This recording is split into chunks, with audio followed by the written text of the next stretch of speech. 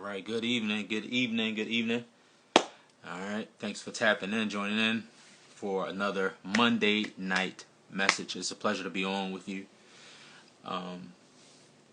So we're going to continue our discussion. What's up, Ray? God bless you. Heaven smile upon you. We're going to continue our discussion from Philippians chapter 3. Go after it. That's our thought process. Go after it. And if you like to, you can share the live stream, like it. One of my good brothers got on me the other day, said, "Man, you gotta have it shared, man. You gotta go ahead and promote it, so that because there may be other people who may need to hear what we're sharing on this evening. It may benefit them. It may help them. It may pull them out of a difficult situation. So, if you like to, no pressure. You can share it, and that way somebody else will receive it. Tag somebody else in it. So we are we're still in Philippians chapter 3, and I'm gonna go through the first few verses there and just kind of recap to where we were, and then we'll move forward in the actual text. And so, of course, we've been dealing with Apostle Paul. He is now chained. He's locked up. He's in jail. And it's amazing because, at one point I felt like as a believer, there are certain situations that I wouldn't find myself in. Man, if I really believe God, how did I find myself in this situation? How did I get to this stage in my life and I'm still going through this? I thought that at this age, I would have been over that. Man, I thought that in this season of my life, I wouldn't have to still deal with some of the same craziness that younger people deal with, or that non-believers deal with. How is it that I'm saved? How is it that I'm trying to do the right thing? How is it that I'm trying to walk with God and I still find myself in chains? I still find myself in prison. I still find myself restricted in different areas in my life. I'm not able to move. I'm not able to flow. I'm not able to function as freely as I would like to. Man, there's some things that I would like to do to set up for my retirement, but my finances are not as free as I would like them to be. Man, I would like to go here and do this. I would like to volunteer. I would like to do other things with my time, but my time is not as free as I would like it to be. And so we've got to be able to navigate in the space where we still have some restrictions on us.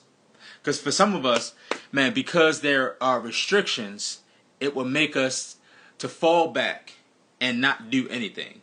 Because I'm locked up, man, because I can't do the thing that I really want to do, because I feel like I won't be able to reach the goal that's really here, I won't even shoot for the goal that's here. So now we begin to fall back. We begin to allow our situation to dictate what we're going to do. And I'm determined that I won't allow any change. I won't allow restrictions on me to cause me to fall back. No, we're not falling back. We're not falling back right now. We're moving forward. We're not falling back. We're going after it. We're going after it even in the chains. We're going after it even with restrictions on our life. We're still going after it even with the lack of resources. We're going after it even with doors that are closed and shut and locked in our face. We're still going after it. And so Paul now, with this desire to still pursue what it is that God has called him to do, he is now writing this letter to encourage the believers. Because I believe that if you have some joy, you ought to give it to somebody else, right? If I have joy, that means it's mine. That means I'm in possession of it. Anything that I'm in possession of, I can give it to somebody else.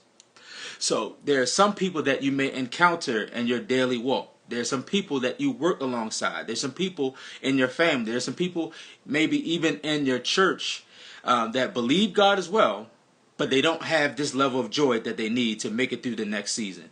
So if you have joy, you got to give it to somebody else. You got to encourage them to rejoice in spite of what's going on. You got to give them encouragement and push them along. No, we're not quitting. We need spotters in the season. Man, I've never had a spotter in the gym. And because I don't have a spotter, I found myself limited in how far I would go. But when you got a spotter, when you got somebody that will assist you if your strength fails, I need somebody that can support me when my strength fails, and it would cause me to go deeper. It would cause me to push further than I've ever pushed before. It would cause me to go harder than I've ever gone before. So I need you to evaluate the people that are in your inner circle and watch them. Let them do it as much as they can. But if their strength ever fails, you ought to be right there in their corner to push them along, to be the spotter for them. That's why God gave you joy, so you can give it to somebody else. And so we got to understand that the joy that we have, it is not contingent upon our situation. Too many times we let our situation dictate our attitude. Man, we let a bad moment cause us to have a bad day. No. We're not having a bad day. It was just a bad moment, and I'm moving beyond that. I'm moving past that because I still have joy. And so what we understand is, if you know what joy does for a believer, joy is not something that happens because of a good situation. Joy does not happen because of a good situation. Joy comes because of your relationship with a good God, right? So it is not circumstantial. It is not based upon what happens in my life. It is not based upon what I got in my bank account. It is not based upon how they treated me, what she did for me, how he helped me out. No. I wake up in the morning because God gave me joy, right? Because I commune with God, right? What's up, Tavon? God bless you, man of God. Sister Bunch, Sister Jeffries, God bless you. Thank you for tapping in. Now we have joy. If you have some joy, it ought to show up on your life, right? It ought to be recognizable. You ought not be walking around like people who don't have joy. You ought not be walking around like people who are not believers. There's something that should set you apart when things happen, when things go left, when things go wrong, because things have a way of going left. But when things go left in your life, you shouldn't be responding the same way other people do, right? Because we understand that the joy of the Lord is your strength. The joy of the Lord is your strength, right? And now, we only need strength when there's something difficult. we only need strength when there's a heavy load on us. I'm the man of the house, right? That's who I am. I handle the difficult situations. I handle things that the rest of my family can't handle, like opening up jars, because I got a certain level of strength. And I'm the man. It makes me the man. I don't know about you, Tavon, but that makes me the man when I open up the jar of pickles that my kid couldn't open up, right? Now, I only need that level of strength because it was too difficult for somebody else to handle, right? And God will put you in a position where you can begin to open things up, where you can begin to help people out, to assist them in their flow, in their function. And wherever there's lack, God will give you joy there so you can have strength. I don't need strength for the easy thing. I don't need joy to carry me through when everything is going well. I need joy when all hell is breaking loose in my life, right? That's when God steps in. That's when God gives me joy. And so last week we talked about being able to watch the signs, right? We got to be able to see the signs, those signs that tell us beware of dogs. And we talked about how sometimes when we see a vicious dog, it will make us stand back at the entrance of the gate. We will not even proceed. We will not move further because we understand that there is someone here guarding and protecting this space. Right? There's resistance waiting for me if I go beyond this point. But we got to be able to go to a place where we're still moving in spite of the resistance that happens in our lives. And one thing I want to point out, even with dogs, see, when we see signs like beware of dogs, or at least myself, I always think about a vicious dog. I think about a pit bull. I think about a Rottweiler. I imagine the saliva dripping down his jaws, and I can hear the growl, right? And all of those things will intimidate you and prevent you from moving forward. But sometimes there are dogs that are gentle, right? If we got any dog lovers in the house, any dog people, just shout them out right there. If you got dogs in the house, I'm not really a dog person. I don't have any dogs. My kid got a dog. That's how I put it. And that's their dog. And now I know a lot of people that love dogs. They treat the dog just like a member of the family. You know, they. I'm not judging you. I'm not judging you if that's you. If that's you, God bless you. I'm not judging you, right? If that's you and you love your dog, you sleep with the dog, that's fine. If you kiss the dog in the mouth, hey, that's fine. That's just not me. Chesney, God bless you. Thank you for tapping in. Man, if that's you, Tavon say you love dogs. Do you sleep with your dog? You let your dog jump on the couch with you. You let him in the bed. You share all your food with him, right? But what I understand is we have to remember a dog is not a person, right? They have different habits. They are not as clean as human beings. He said, no, we're not letting that happen. I'm not mad at that, brother, right? They have different habits. They scratch. They have fleas. They drink out of toilets, right?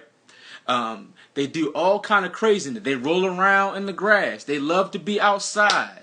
You know, they do all these different things that are not conducive for a relationship with a human being, right? And many people will allow the dogs to do all of those things and jump right in bed with them, right? And see, because what happens is there are some dogs that you have encountered in your life. You've gotten close to them. You've allowed them to step in. You've become so comfortable with them that you allow yourself to lay down with them. And as the old saying goes, when you lay down with dogs, you get up with fleas. Because there are some dog men. Yeah. I know there's some women on the live stream can testify. I've dated a dog man. I thought he was good. He represented himself one way. He was kind and gentle at first, but then I found out the hard way he was a dog. Man, I found out the hard way that there were other women in the stable. I found out the hard way that I came in contact with something that broke my heart. And many of us have dealt with some dog women. I'm not going to say the other thing that y'all like to say. I'm just saying dog women. That's all I'm saying. Right? They're nasty. They represent themselves in a way that will cause you to let your guards down. See, there are some vicious dogs. We know to stay away from them. But there are some gentle dogs, some cute dogs that will cause you to lay your guards down, and next thing you know, you're in a terrible situation that you couldn't imagine yourself being in. Have you ever found yourself cutting a dog loose? Man, if you can look back over your life, there's some people that you allowed in. And when you let them into your life, you notice things in your life starting to go down. Man, you let them in and your health started going down. You let them in and your joy started going down. You let them in and you had some peace at first, but then your peace went down. Man, but then as soon as you let them jokers go, you saw things starting to go up again. Man, you saw your joy starting to return. Man, you saw your finances starting to come back together. Man, your health started getting back together. You were in the right frame of mind. You were focused on work again when you cut those jokers loose. And so we got to be in a place where we don't allow people to come back in. We don't allow the same dogs of our past to disrupt us in our present. The same dogs that messed us up yesterday in our last season, we can't allow them to cause us to stumble in our next season, right? Because there's joy in this season. Man, I'm not going to stumble over those things that messed me up in the last season. right? So we gotta beware of dogs. Beware of evil workers, people that will disrupt you, people that will throw monkey wrenches, people that will throw you off course when you're trying to do the right thing. They will throw you off course when you're trying to focus on God, right? And so Paul now, he is evaluating his life, man. He's looking back over, he's reflecting, and he realized, man, he was in a point at one stage in his life where he had good intentions, but he was doing the wrong thing. Man, I want to be pleasing to God, but I still found myself drifting off course. Man, I have a particular goal, and I thought that I was doing the right thing, but I'm still messed up. I'm still disrupted. I'm still thrown off, right? And so Paul realized that, man, I've got to make some adjustments in my life if I want to please God. So he realized that it is really about my relationship with God more than it is about rituals, right? We got to come to that place. I know there are certain things that we equate to holiness. And our pastor always talks about in church, man, holiness is not a wardrobe, it's a lifestyle. I know in one season they would talk bad about you if you wore jeans, if you wore a hat, if you wore a t-shirt in church. But it's not about what I have on, it's about what's in my heart. See, many of us, we do all of the outward things. we have an outward appearance that would make us seem good, that would make it seem like we're on the right track. But our conduct is off. Our conduct is still interfering with learning. So we got to make some adjustments. And so what I've learned is that sometimes even our own accomplishments can betray us. And that's what Paul learned. His own accomplishments threw him off. Because he can get so confident in what he was able to do in the flesh, what he was able to do on his own, that it will cause you to no longer rely on God. Man, I start to feel like I did it. Man, it was me and my education. Man. It was me and my good job. I was so smart that I thought of the good idea. But when we understand that we are limited and what we are able to do on our own, it can only come from God, right? My next level of victory can only come from God, right? And so what I'm looking for is now God to partner with me in my actions, in my persistence as I move forward. I'm looking for God to partner with me. Can we just say that? Can we just say that God is my spades partner? God is my partner. God is my spades partner. He's my partner. It doesn't matter what's in my hand. If God is my partner, I'm going to win. Man, I remember one day we had our marriage ministry at church, and one of the assignments was they asked all of the couples to sing a song together. It could be any song. Doesn't necessarily be a gospel song, but it has to have the word love in it. It has to have that one word, love. And so me and Dre, we began to sing. I think we did Kirk Franklin, Love.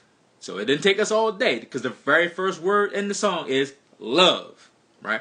And I know y'all looking for me to sing it right now, but maybe next time. I know that'd be a treat and a joy for me, for me to sing it, but I don't want to do too much, right? So I'm just going to tell you what the lyrics are. Love, a word that comes and goes, right? But what happened is, Dre and I began to sing, and we were fairly new to the church, and people didn't really know us as well.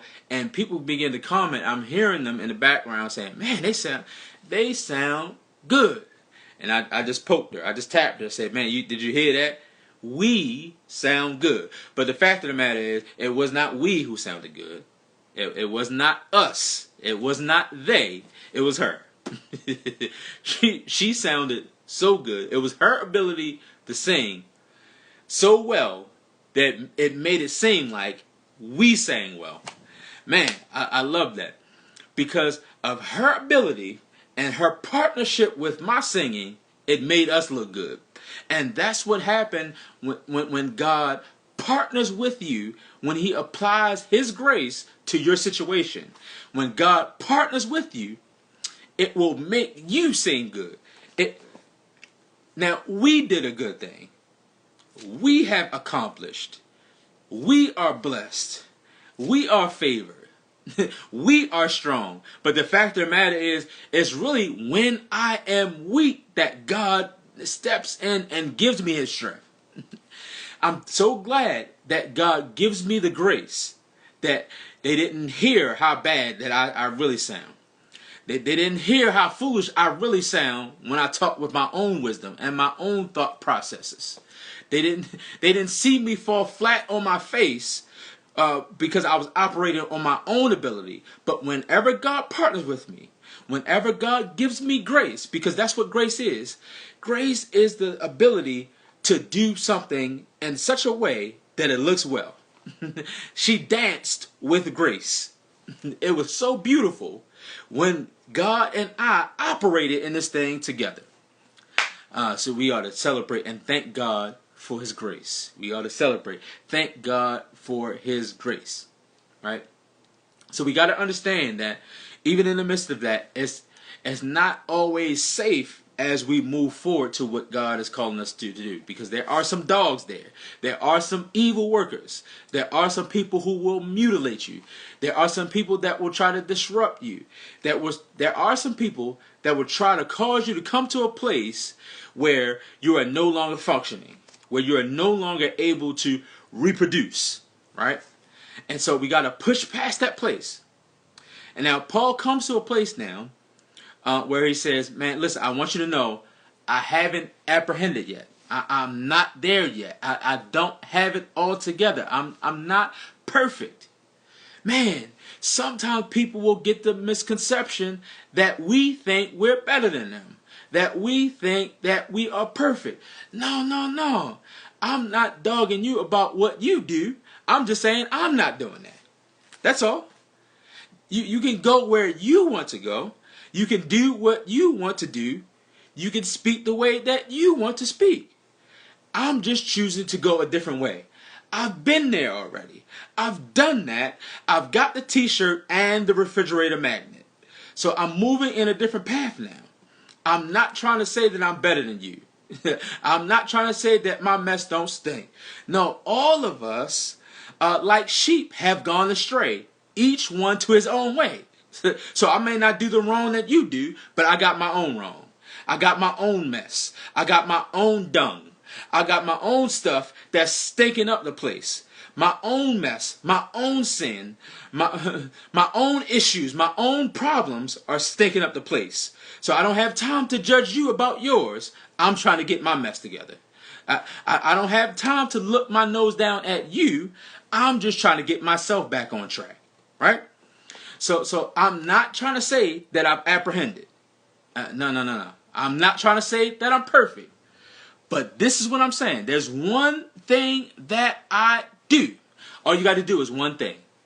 There's only one thing that you need to do in this next season. Only one thing you got to do.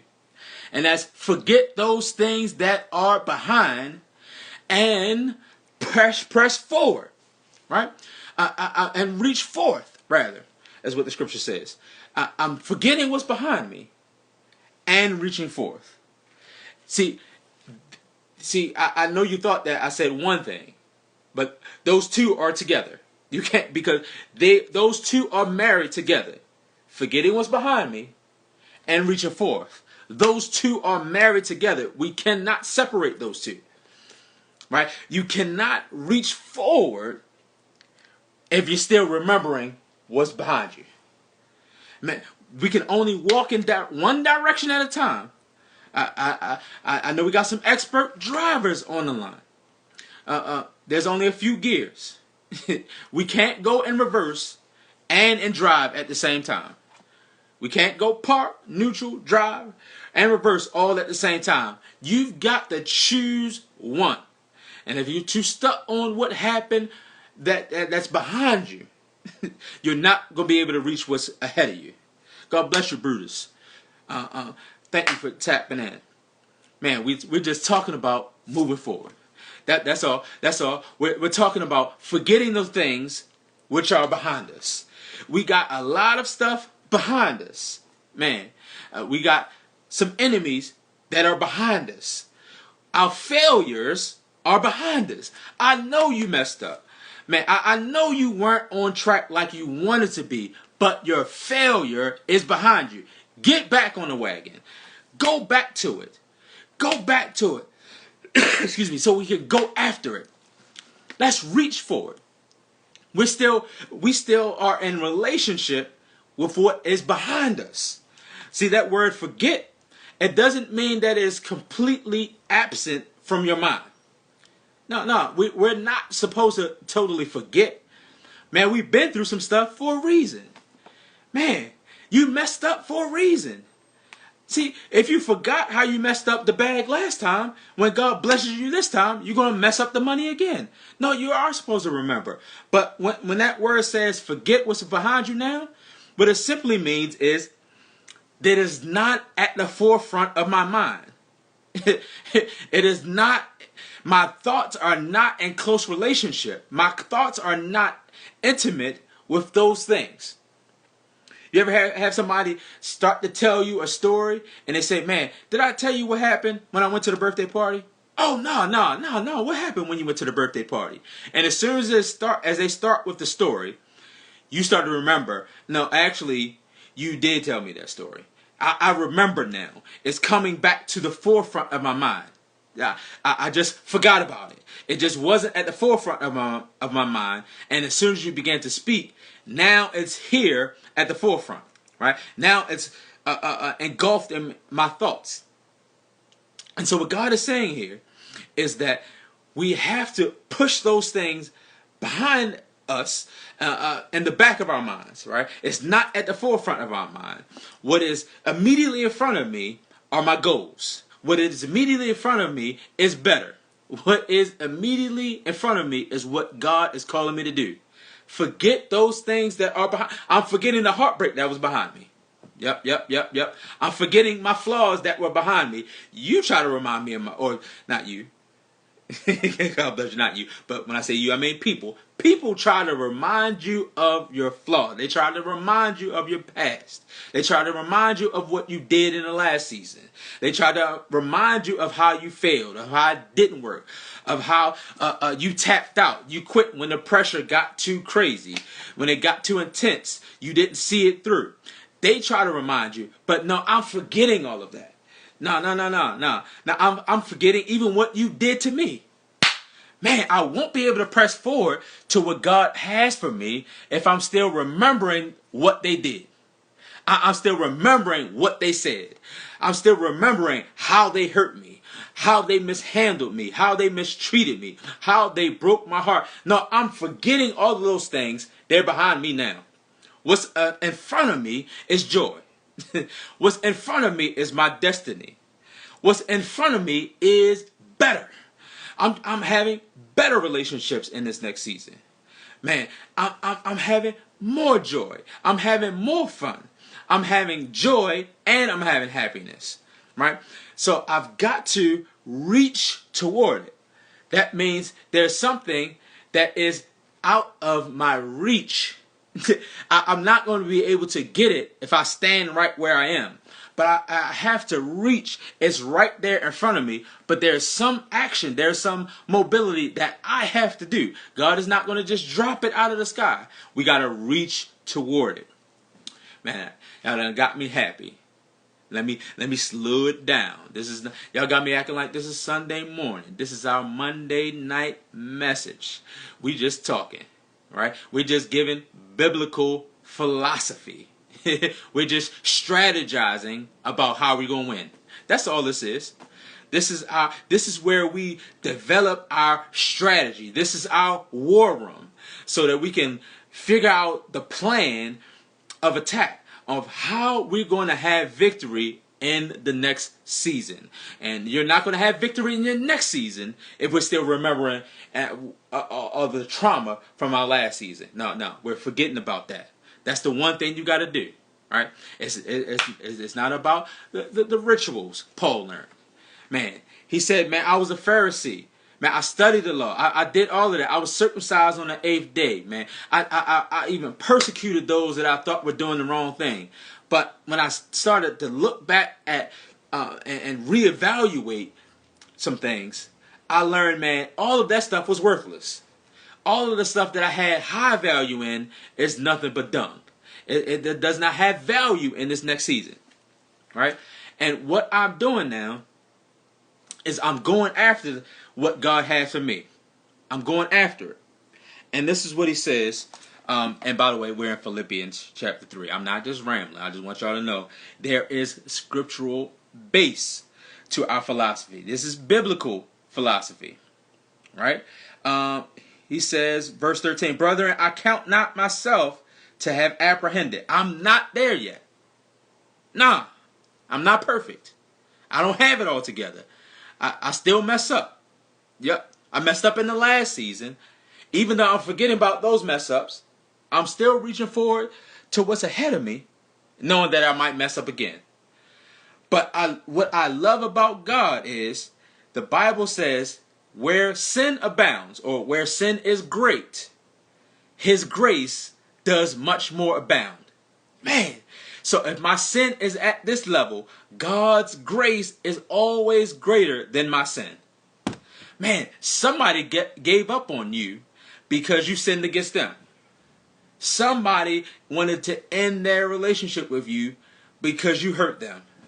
God bless them. Maybe it can still repair, right? But I'm so grateful that God always has grace that is bigger than my place of sin. That his grace is bigger than my flaws, bigger than my mess ups. And here it is. I'm going to find the particular verse. Here it is. Verse 14. No, I'm sorry. I'm still in verse 13. Forgetting those things which are behind and reaching forth to those things which are before, I press toward the mark. I've got to push. I've got to push. I got to push. Right? So there are some gates. There are some gates in your life. Right? We got dogs behind the gates trying to intimidate you. There are some vicious dogs that are trying to intimidate you to keep you from moving forward. And there are some gentle dogs that will cause you to think that because they are so cute, they are so nice, they are so kind right now, that they don't have fleas. But when you lay down with them, you get up with fleas. You get up with some issues that you did not have before. So there is a gate in our life. There's some dogs behind it trying to keep you away from your destiny. But the Bible is saying all you got to do is just press. Yep. There's a little resistance, but you just got to press. Just push. Just move forward towards it. Have you ever, man, I was at a place one time and somebody was trying to go into the restroom. Man, they were trying to go into the restroom and they knocked on the door. They didn't hear anything. And because they didn't hear anything, they wanted to go ahead and open the door. So they pushed the door to open it, and the door did not open. So the individual fell back and they said, well, maybe somebody was just in there and I just didn't hear them respond back to say, you know, the restroom is occupied. Time passed and they're still standing there and they're waiting and they're like, man, this person is in the restroom for a long time. Are you sure that somebody's really in there? So I got up and I knocked on the door. Hey, is this occupied? I didn't hear any response. So since I didn't hear a response, I then also tried to push the door. And when I pushed the door, it opened. And the person looked at me and said, man, what did I do wrong? Yet you tried to open up the door, but you lacked the press. You lacked the oomph, right? You lacked the power and your push. You pushed it gently and you thought that was going to be enough. There are some different kind of doors. There are some doors that just open up automatically. They sense that you are near and they open up for you, right? But there are some doors that you really got to push, right?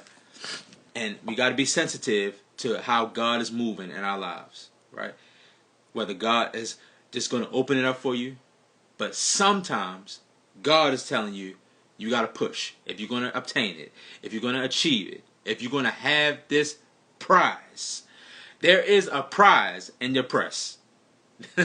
There is a prize in your press. Let's say, as a matter of fact, there is a blessing in your pressing. Let's say it that way. There's a blessing in your pressing. And before I close, let's just type that in, if you would. That declaration of faith, if you believe it. There is a blessing in my pressing. There's a blessing in my pressing. Let's put that there in the comments.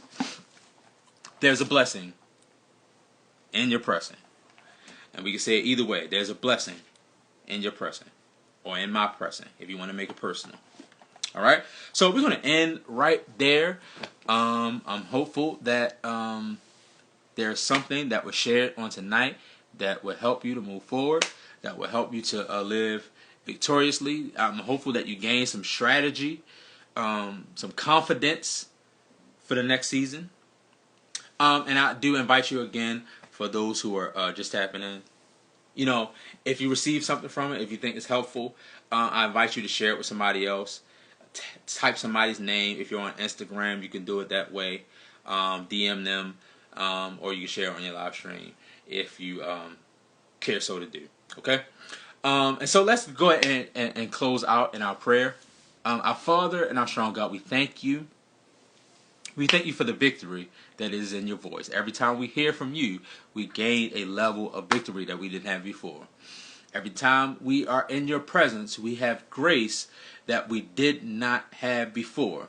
We're able to accomplish something that we were not able to accomplish before.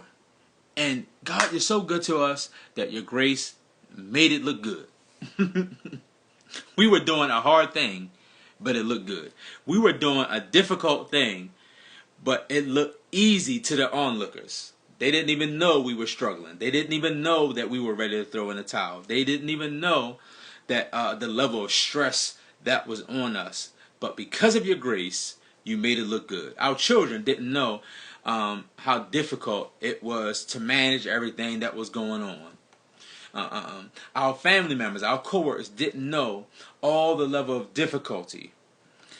But now they look back at it and they recognize that it was only you that did it. So we thank you for that. We thank you for the level of victory. We thank you for victory in the next season. We thank you for the strength that those that I didn't shout you out. My mama is on the phone on the line.